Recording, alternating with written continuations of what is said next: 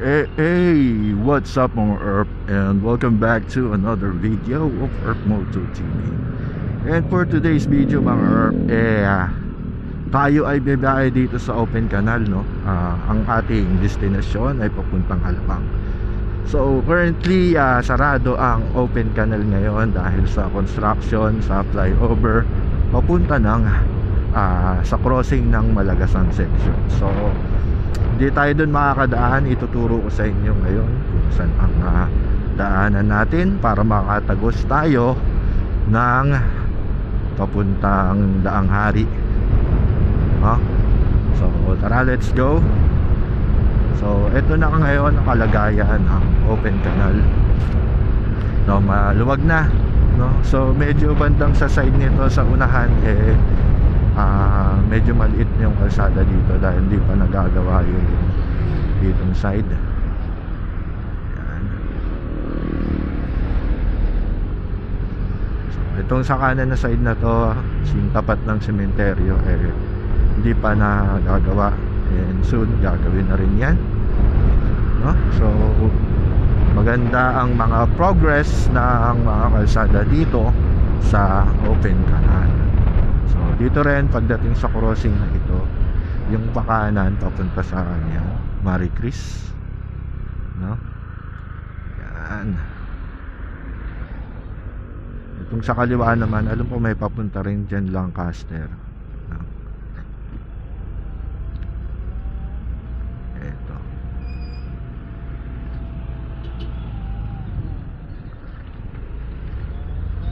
So ito, ginagawa pa tong crossing na to, hindi pa tapos yung kalsada.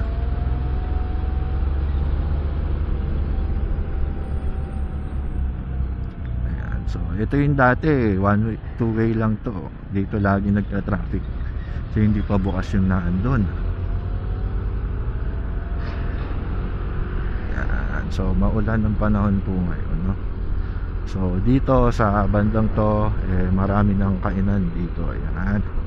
At may mga paresan na rin, kasi yung ibang paresan dito gabi pa nagbubukas. So pagka uwi nyo galing trabaho, dun yung time na kung gusto nyo kumain, magpares, dito kayo kakain, no? May mga lechon pares na rin dito, yung may bulaklak, yan, lechon kawali na pares, no? So yung iba dito halagang 120, only rice na yun, tapos may soft drinks na rin, no?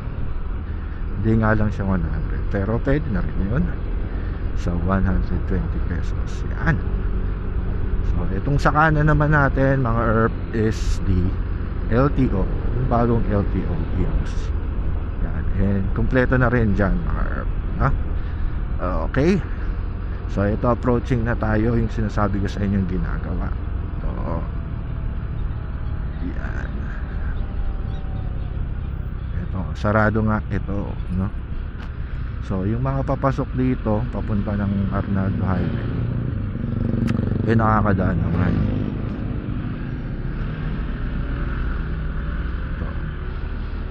dito. Pero kasi alam ko yung crossing ng Malagasan, hindi na makakakaliwa doon, yung daan pa open canal, no? So kaya dito tayo dadaan, kakaliwa tayo sa pagkalampas lang konti ng LTO Imus. Dito maganda-ganda na rin ang kalsada. Ito na lang ang kailangan na pagandahin dito. Yan, merong mga kapihan, ayan, nakikita nyo. Pag dinaretso mo na rin to papunta sa munisipyo ng Imus, dire-diretso nito papunta na to ng Kawit. Tsaka may daan din dito papuntang Lancaster, may simbahan dun sa may Lancaster, no? So unting andar lang, nandito na tayo sa Green Gate. Ayan, kakanan na tayo dito sa Green Gate. Ayan. Dito, medyo matraffic lang dito kasi minsan dahil nga nadadaanan ng mga sasakyan na pupunta ng Daang Hari, no? So ito, dito tayo. Yan. Green Gate. Dati mura lang dito, 4-5 lang ata monthly nito, no? Tapos 5K ang iyong reservation. Tapos yun na, hihintay ka lang turnover pag-ibig. Nakita nyo ang dami ng mga business establishments dito sa main road na Green Gate. Okay.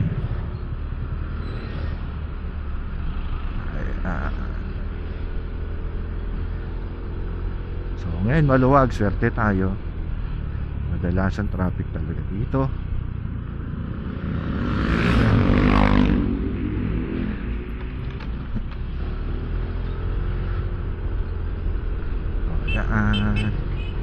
Kita nyo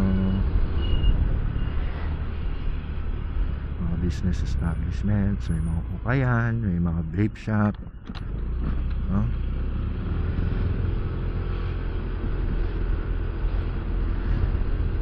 Halos lahat na ng kailangan mo meron na dito sa Green Gate. Meron din ditong Save More. Yan yung simbahan nila. Tapos ito yung police station. Yan. Ayan. Diyan may Save More ata. Diyan ba yan? Doon ata sa kabila.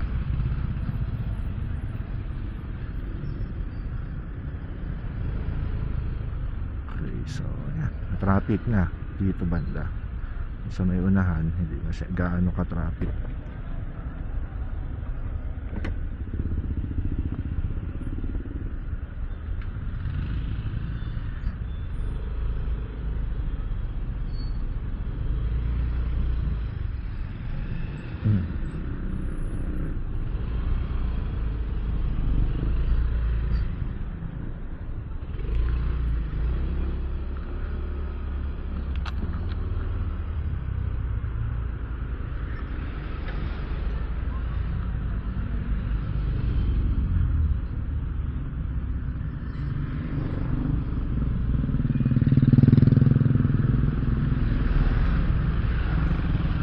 Yan. Diretso lang tayo.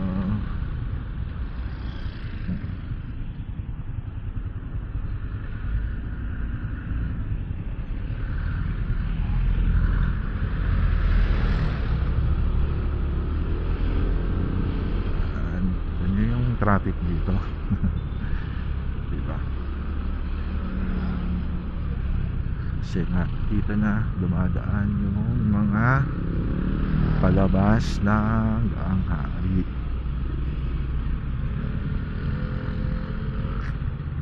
Buti nga open na to sa public, kasi dati private lang ang makakadaan dito. Kung wala kang sticker, hindi ka na makakadaan dito.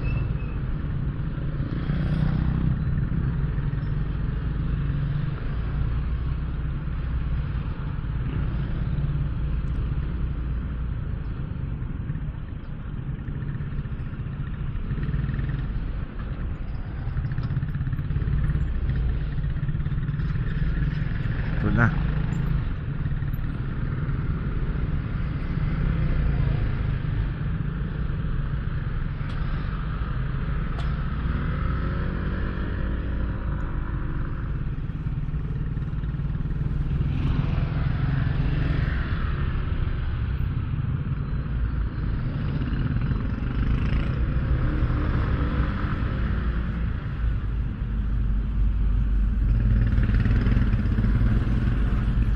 So usually mga ERP, kapag ikaw ay dadaan dito papunta sa Daang Hari, kakanan ka. Ngayon kakaliwa na tayo kasi sarado nga yung ginagawang kalsada doon sa Daang Hari. Hindi na makakadaan. Yan, kaya dito nagko-cause up ng traffic na rin.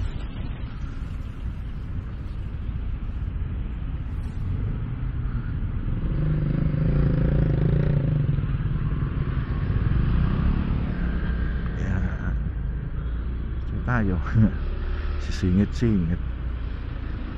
Tapos ang labas nito is Aguinaldo Highway Park sa Imus. na may pure gold.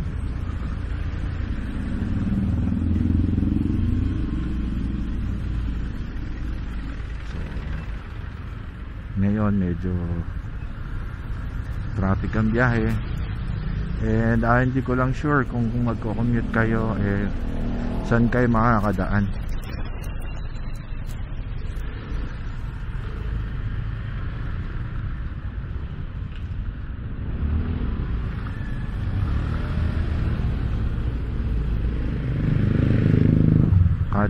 Cutting trip kayo nito, kasi from dati kung open canal may mga tricycle papuntang district,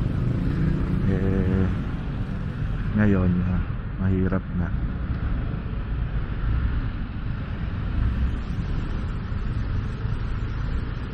Ganda naman ito eventually pag naayos na yung Daang Hari na kalsada, no? Tuloy-tuloy na ang biyahe papuntang Alabang.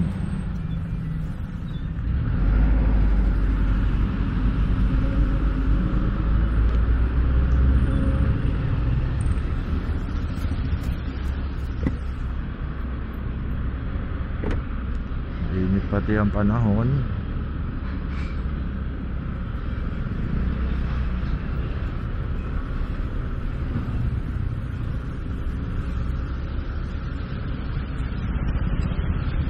From dati 5 minutes lang nandun na tayo sa may district mall. Ngayon medyo natatagalan na dahil dito sa ruta na dinadaanan natin.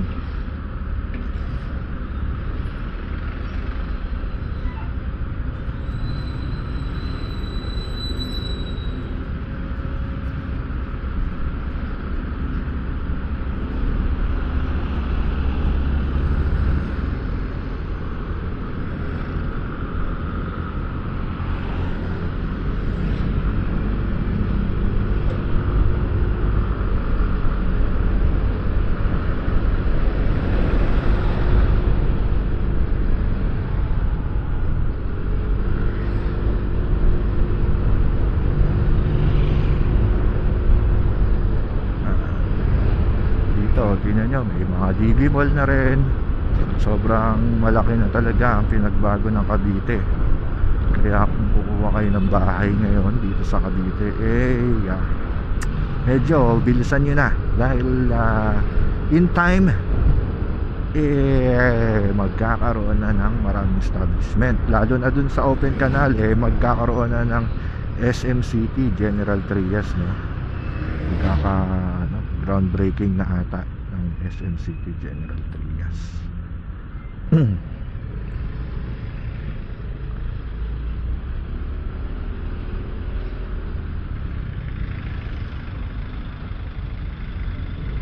So kakanan na tayo dito papunta ng Daang Hari. Traffic ang bus ngayon.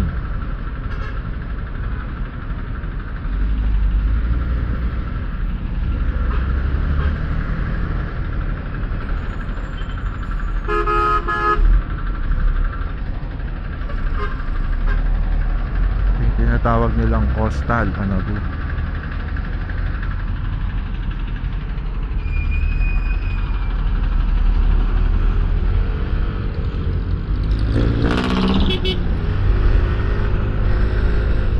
Yan, tsaka naman tayo dito kakaliwa sa papuntang Daang Hari.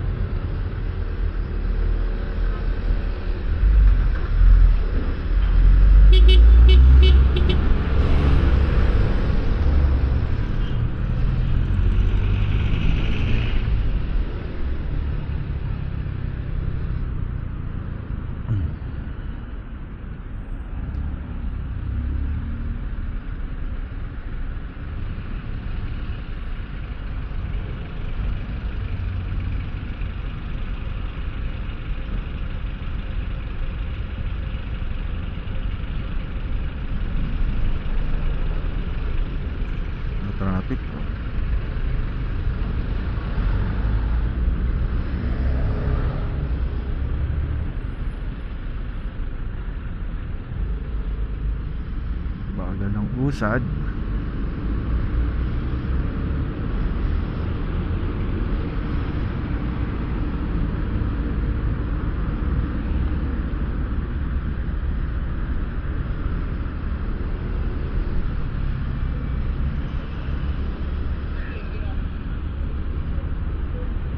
Yan, ganyan po ang sitwasyon ngayon dito sa Open Candan, no?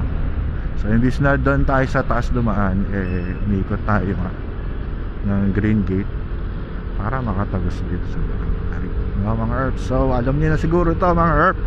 So susunod na lang ulit na video, please like, share, and subscribe para updated kayo sa ating mga video and updates sa kalsada dito na ginagawa. Salamat herb. Adios.